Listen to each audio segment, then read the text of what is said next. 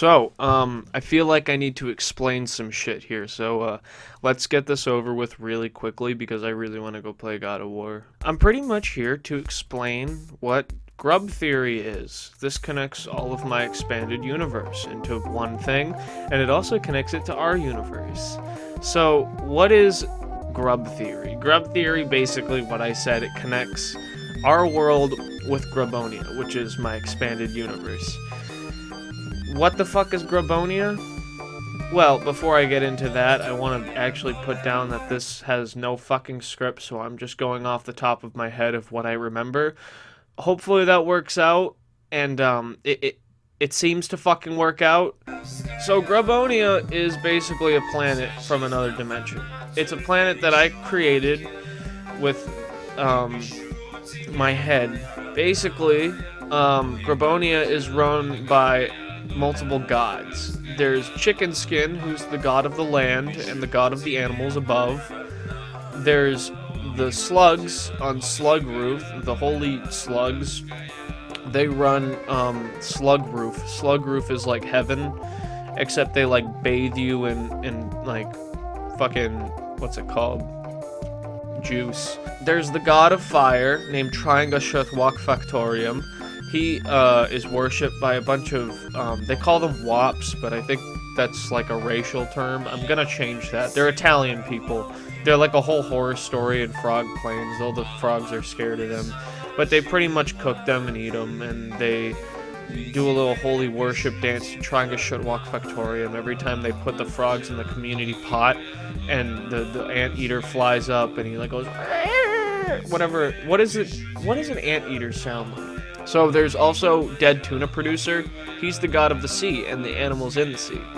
He runs the theater, the Tuna Theater. I'll get into all the theaters after I'm done talking about the gods. There's a hell, obviously, because you can't have an expanded universe without hell, right? So there's a hell called Underground Quagmire, and it's run by this thing called the Fly Trap. That's a god. So there's the Bugosapien Theater. Bugosapiens are not the only species that live in this theater. There's multiple species. It's just named after the Bugosapiens because, for whatever reason, Chicken Skin thought that they were going to be the ones that decided the fate of the world. Which, yeah, we'll explain that. But it sooner or later does change the name to BFR Theater through history, and then it changes back to the Grubcore Theater. Or it changes to the Grubcore Theater. So this theater changes names occasionally. There's also the Tuna Theater. This is basically a large ocean with multiple islands on it. Pretty cool theater. It's where a lot of history happens. It's where basically the world of Grubonia starts. Or that's where Chicken Skin first started putting stuff. There's the Hog Theater. The Hog Theater is pretty cool. It's like a barren wasteland. Yeah, it's basically like the Wild West of Grubonia. There's these like hogs on bikes, and they drive around. They're called the Ham Fleet, and they drive around on bikes, and they kidnap people from their homes, and they sacrifice it to a giant blob of meat. There's also the Snail Theater. That's basically like the richest area of Grubcore or Grubonia when it starts. It's like this big fucking city run by snails. Snails actually ended up building this railroad called the Snail Chewing Railroad. That's what my song Snail Chewing Train is based off of. It's like a murder on a snail train.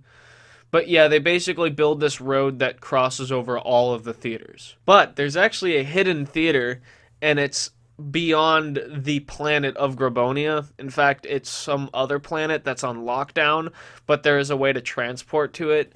And it's actually a folk tale, and it's a legend pretty much, but it ends up being true because it just works out for me. It's called the Oswald Theater, and Oswald has like a crematorium there. And I don't know how you get sent there, but you can. Probably by worshipping Oswald and his crematorium for pets and refugees, children. Oswald is kind of like an evil god. You can't kill him. He's evil and very strong. So, Chicken Skin started Grubonian life, first started on Bird World.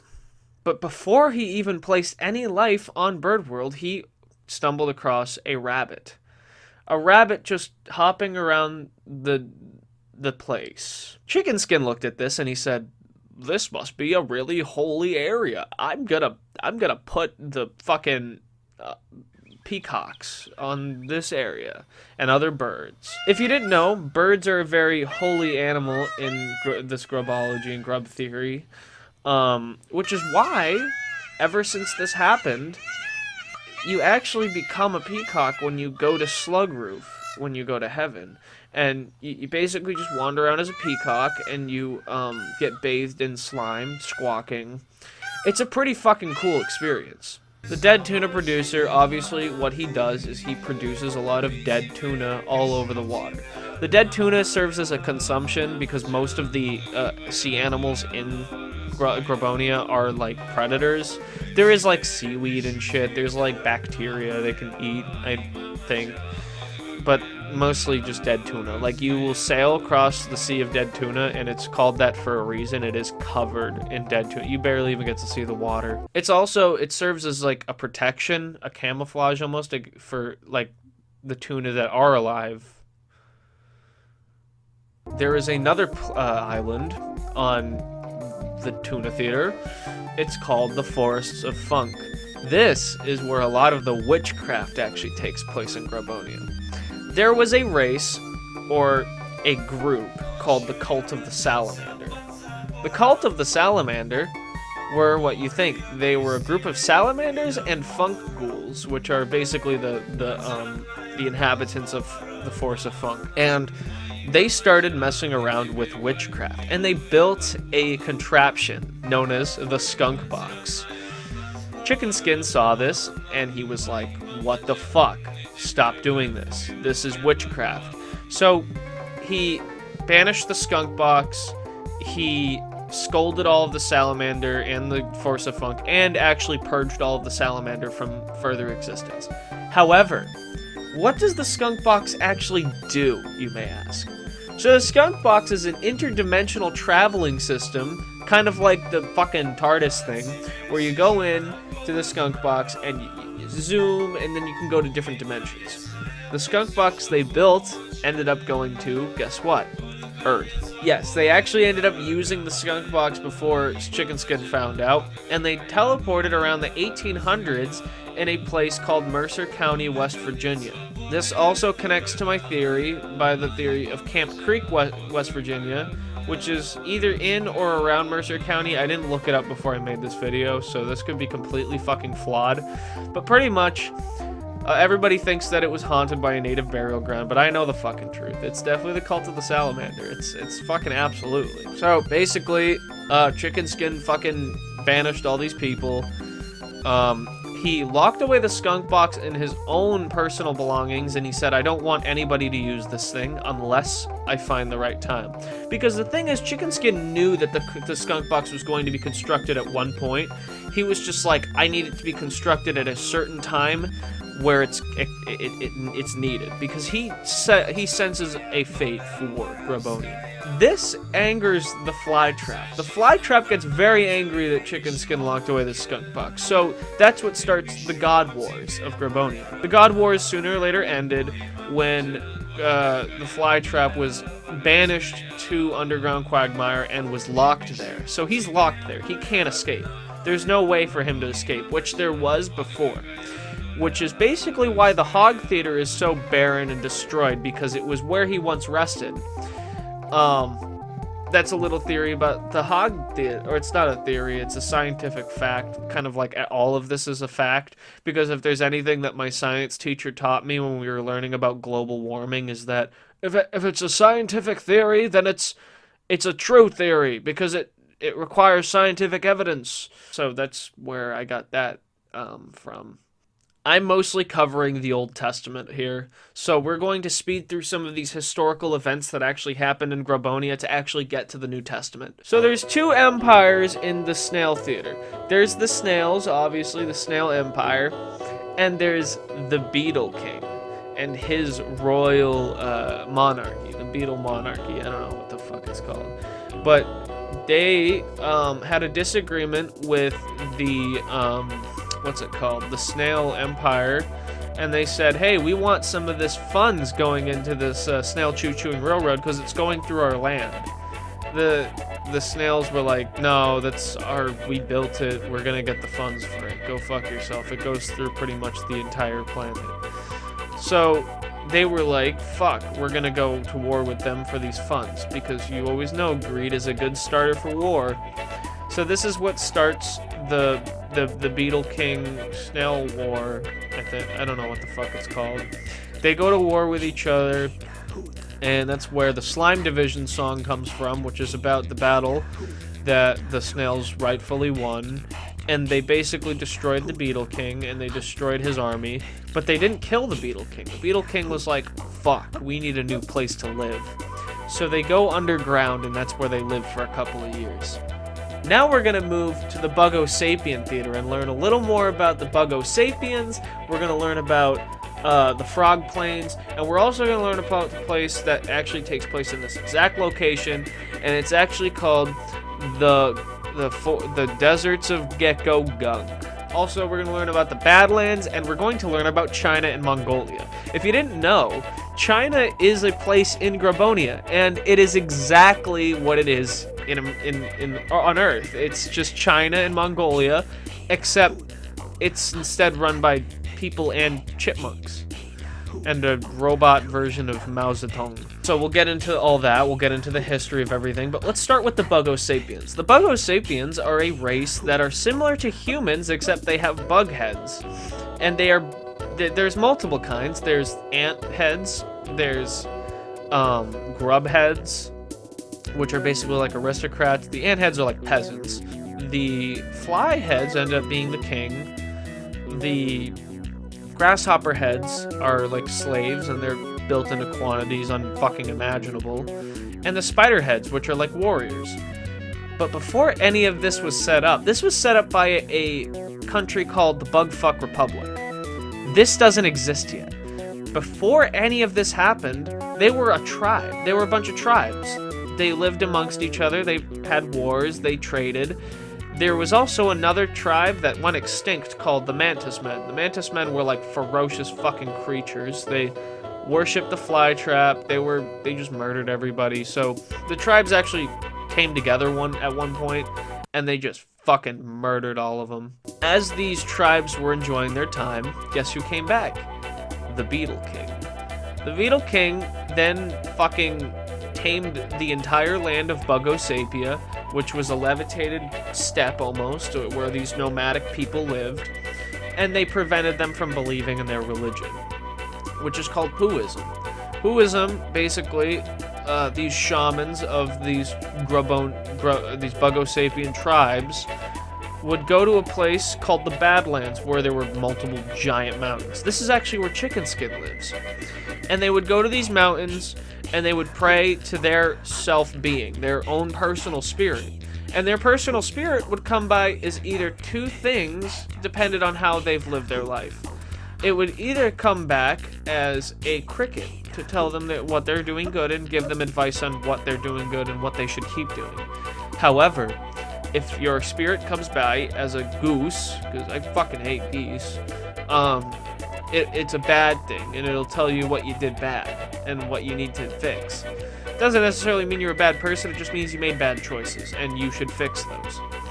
Now that we have all that covered, the Beetle King comes into Bugosapia, kills a bunch of people, mostly purges the fly heads.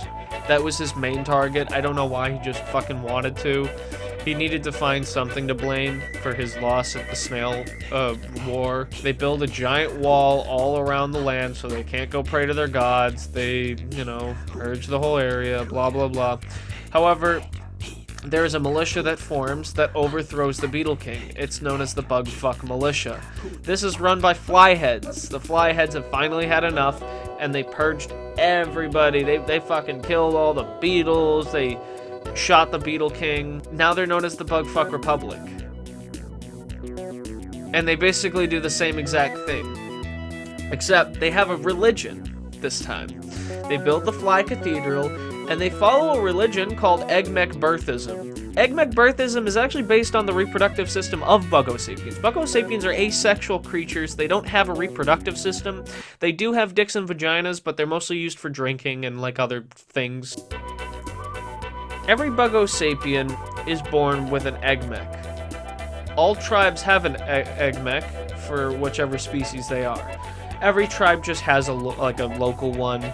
They'll basically go to these swamps where they have this sap that the swamp donkeys use and they make and stuff like that. It's almost like the bees make honey and they use the honey. But these swamp donkeys have sap and stuff, and these Bugosapiens will go to the sap areas and they'll harvest the sap in their mouths, and then they'll walk back to their village and spew it in to make more of their tribe. However, all of them are destroyed after the Beetle King's rise.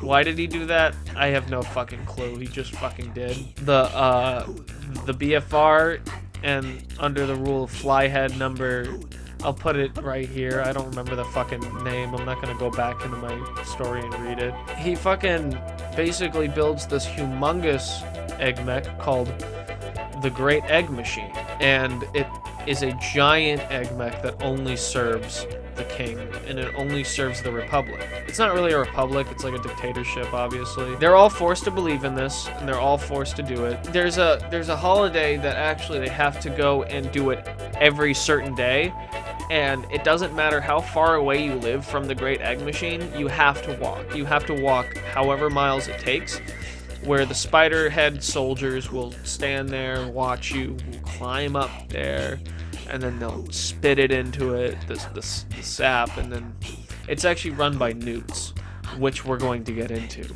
Before we discuss the newts being part of the Great Egg Machine, we have to discuss the story of the Tomb of the Frog Pharaoh.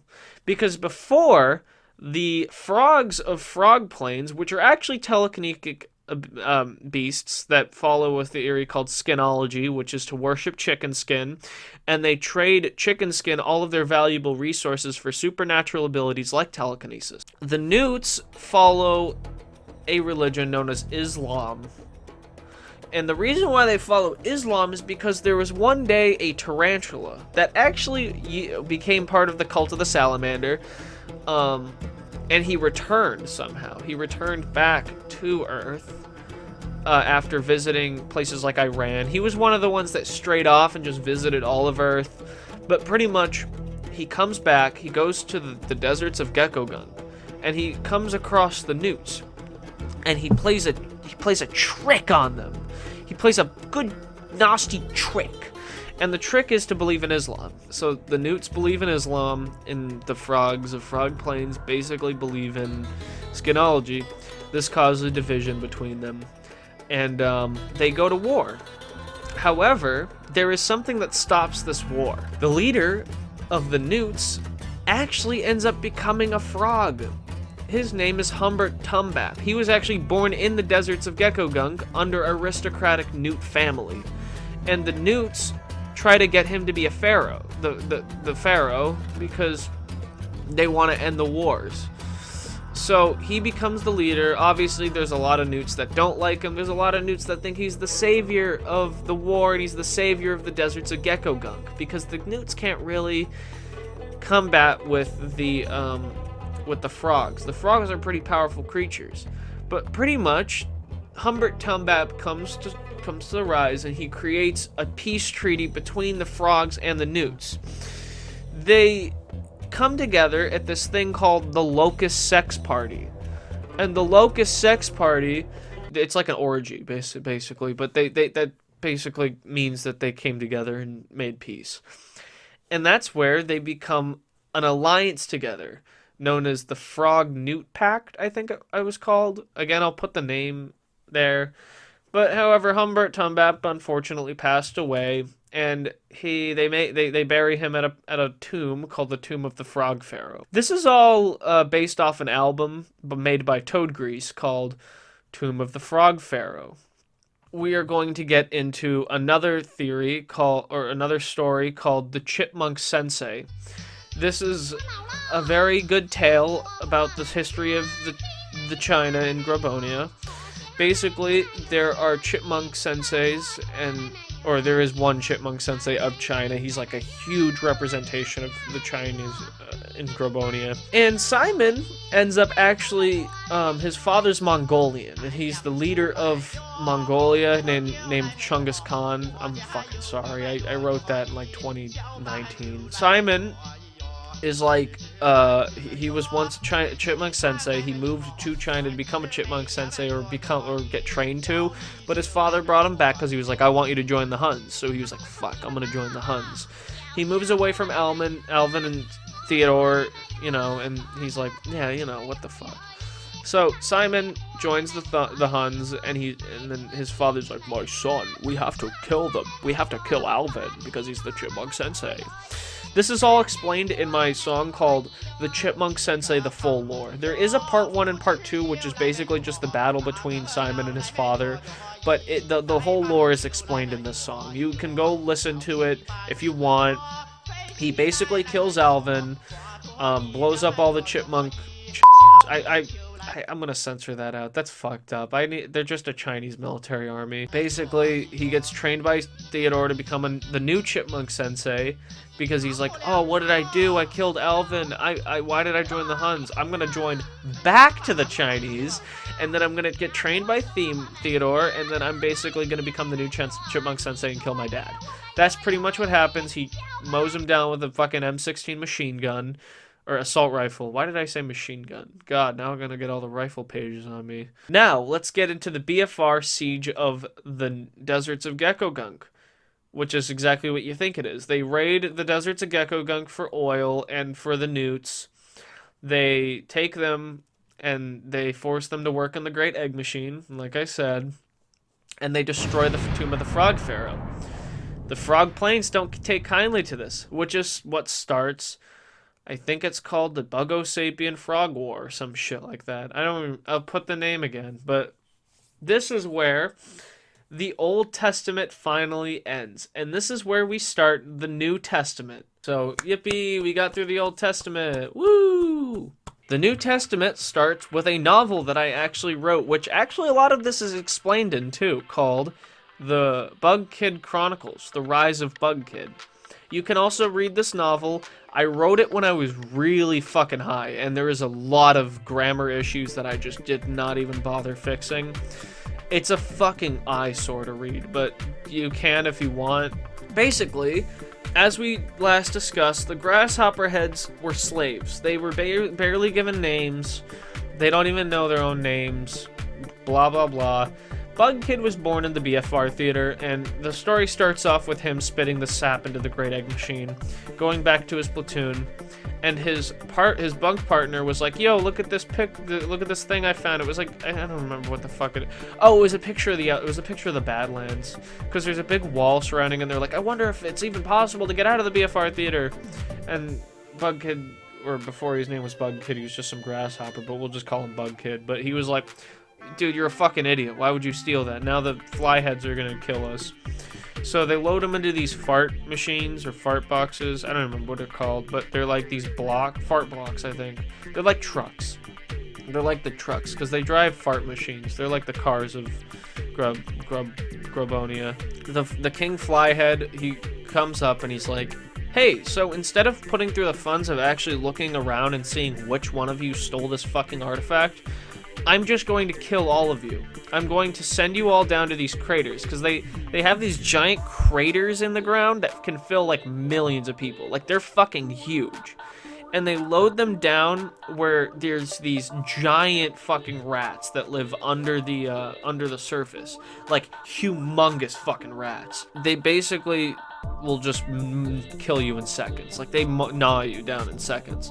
However, because of Chicken Skin saw Bug Kid and he said, hey, I want this kid to be the fate. I want him to save Bugo-Sapien from the BFR.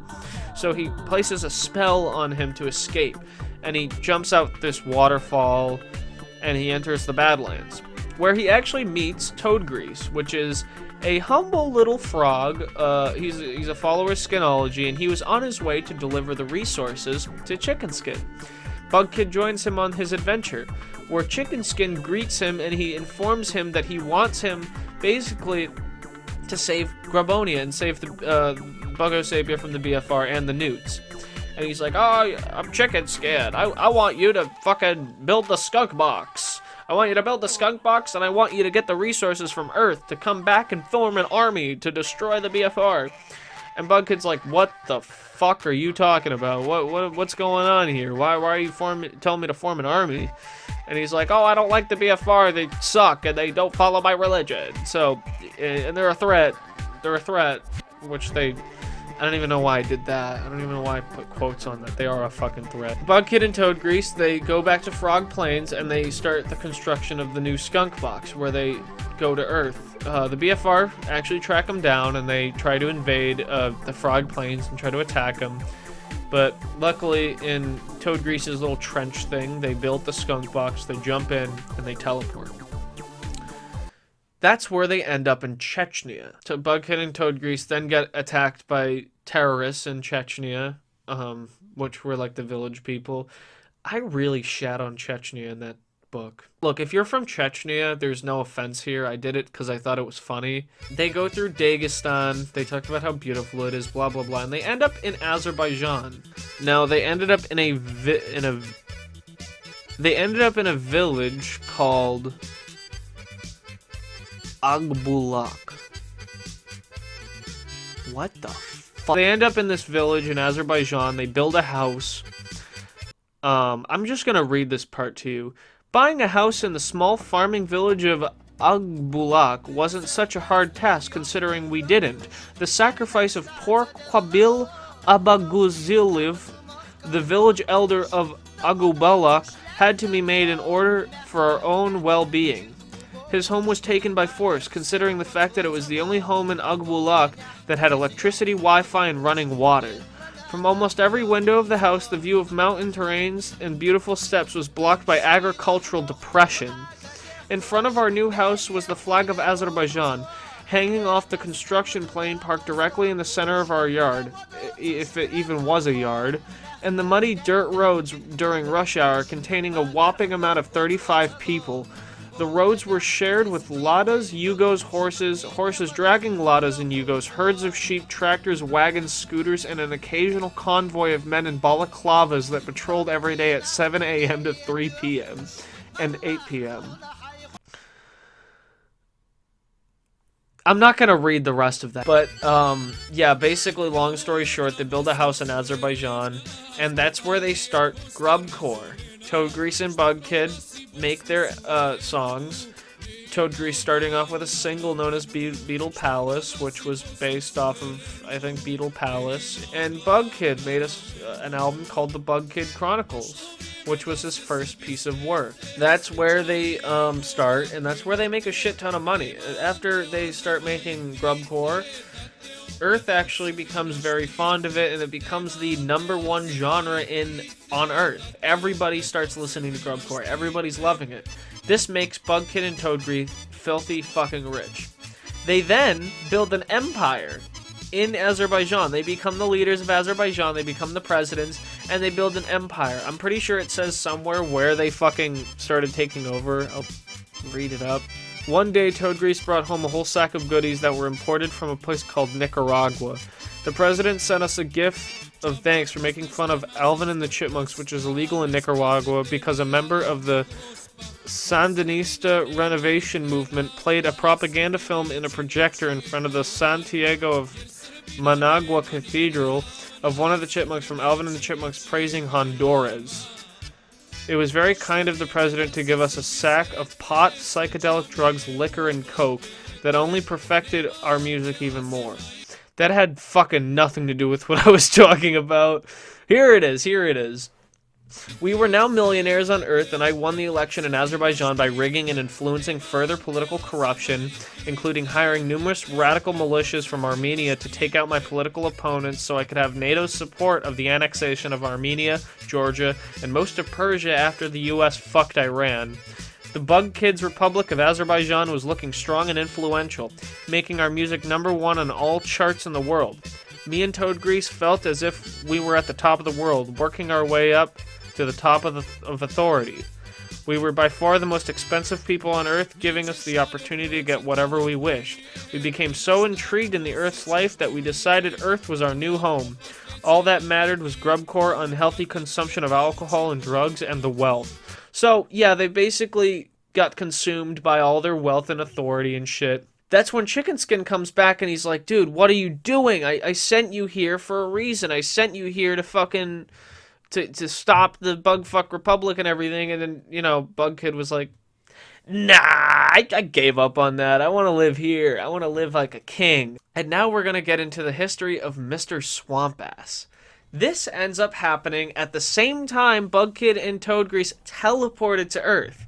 There was a journalist known as, I don't even know what his real name was. I think we're still writing that. But basically, this guy, he's investigating the actual teleportation of the skunk box, trying to figure out what it is, and the cult of the salamander. He's looking into it and trying to see what the fuck happened. He's a detective from America, but he was Southern. So what he does is, he finds out that there is actually a sooner or later going to be a teleportation somewhere around Chechnya. And that's where he drives. He drives over the water. He drives to Chechnya, and the collision of the skunk box actually teleports him and his truck to Grabonia, where he ends up in the forests of Funk. Sooner or later, after spending a lot of time in the forests of Funk, he basically turns into Mr. Swamp-Ass, who is basically like the demon's, like the devil's associate, pretty much. Nobody really knows how he became this Cyclops creature. There's a couple theories. Some say that the Funghouls created that. Some say that the radiation of Grabonia actually turned a human into that. Some say that he performed a ritual to Flytrap after learning from the Funghouls and became that. Nobody really knows, but pretty much Mr. Swamp-Ass, he went around, he, you know, looked around. He actually used the snail chewing railroad to travel around the world, and then he actually comes to the conclusion that, wow, Bug Kid and Toad Grease sent me here. I hate this place. I'm going to fucking summon Flytrap and destroy it, which is what he does. He summons Flytrap using the powers of the Funghouls. The Funghouls teach him everything. And the Flytrap comes up and destroys all of Grabonia, blah, blah, blah. And that's where the BFR gets destroyed. He summons upon the Mongolians from Earth to come and raid the area, which is what the song The Siege of the Bugfuck Republic is about. Mr. Swamp-Ass also makes grubcore. He's also on SoundCloud.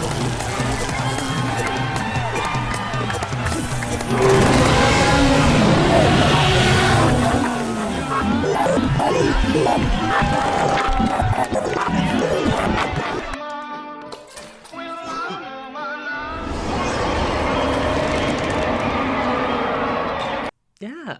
As all this is happening, Chicken Skin calls them and he's like, hey, come back, we need your help. And then he's like, no, I don't want to do that. And then Bug Kid, I think in the story, like, passes out or something. I don't even think he passes out. All of the people of Azerbaijan carry him to the tallest mountain in Azerbaijan. I forgot the name of it, it's in the novel. But they bring him up to the top. And that's where his spirit comes back as a goose, like in his old religion. And the goose is like, Squawk! You're fucking being stupid, man! What are you doing? You gotta save Grabonia! And that's where Bug Kid's like, holy fuck, what's going on? Everything's being destroyed. Holy shit. So he gets Toad Grease. He's like, we gotta get loaded up on guns. We gotta get the skunk box ready. And we gotta teleport our entire fucking army back to Grabonia. And that's what happens. They teleport all of the Azerbaijani front. They get loaded up on guns. And they start fighting. But here's what happened. Mr. Swamp-Ass actually brought the Beetle King back to life, and that he's also part of the fucking army. Chicken Skin helps them fight. Everybody's shooting each other. The frogs help. The newts help. Unfortunately, I think, yeah, Simon gets fucking killed. I think he committed seppuku, even though that's Japanese. I don't know. It's somewhere. There's a chapter about it in the novel, but he. Holy fuck, like, everything's destroyed. China's completely obliterated. After they finally beat Mr. Swamp-Ass and banish him to underground quagmire, That's where Bug Kid becomes the new leader of what was once the BFR, known as now the GCR, the Grubcore Republic, where instead of just Bugosapiens, it is now Bugosapiens, frogs, and newts all combined under one banner. It spans from Frog Plains all the way to Bugosapia, and the best part is it also tamed the Badlands. So Chicken Skin is also an influencer of this country, which may be a bad thing, but I don't fucking know. However, the rules are reversed now. Now the grasshoppers are the kings and shit, and the flies are the slaves, which is good. It's good. It's not hypocrisy at all. And while they're the leaders, there rises a new leader instead of Robot Mao and the Chipmunk Sensei, known as Bernie Sanders. This is not the Earth Bernie Sanders, this is the Grubonian Bernie Sanders, which is pretty much just Bernie Sanders, except he's an authoritarian communist, and he runs a communist regime. He then, which the song The Rabbit is a Luxury and, I think it's called Today's a Bird Day. Those two songs are a two-parter. So first it's The Rabbit is a Luxury. No, first it's Today's a Bird Day, and then it's The Rabbit is a Luxury. Those two songs are, yeah, part one, part two. Bernie Sanders in the song takes over Bird World, which is a sacred place in the Tuna Theater. And, there's actually 4 parts, holy fuck. There's also, well, what's a Robo-Crow, and that's a fucking Robo-Crow. That's the first part, and then is Today's a Bird Day, and then is The Rabbit is a Luxury. Bernie Sanders was, planning to take over Bird World. That's where the GCR was like, oh, we can't let them do that. So they sent this thing called the Robo-Crow to protect it, like it's a guardian, but it malfunctions and ends up killing everybody. So it weakens the bird world even more. That's where they're like, holy fuck, we fucked up, and they patched it up. It's kind of like the Tiananmen Square massacre, except they actually didn't mean to kill everybody. It just malfunctioned, which is why the Chinese came in and took it over. Or do we think? Because I don't fucking know. Honestly, they could have not done that. It was probably actually an accident. The Chinese are now in charge. They take over Bird World, and that's where a revolutionist known as the Harp Dude comes in, and he tries to free China, which I think he ends up succeeding. I don't know. I haven't written a lot down yet, but that's pretty much where the New Testament ends. I'm still writing more about it.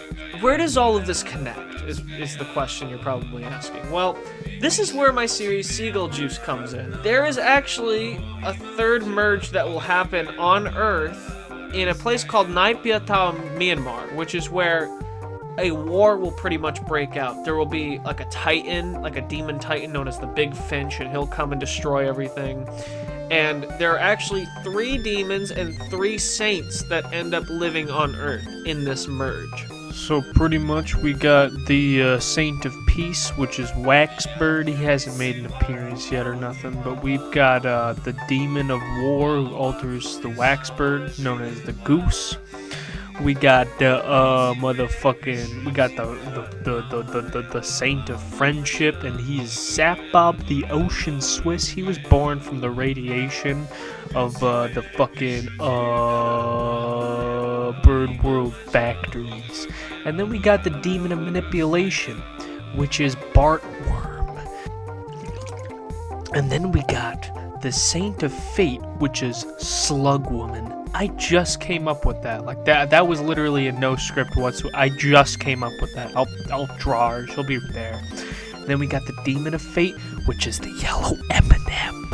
But yeah. So that covers the 3 saints and the 3 demons, which make appearances in Seagull Juice. But you're probably wondering, what does Seagull Juice mean? What does that have anything to do with anything?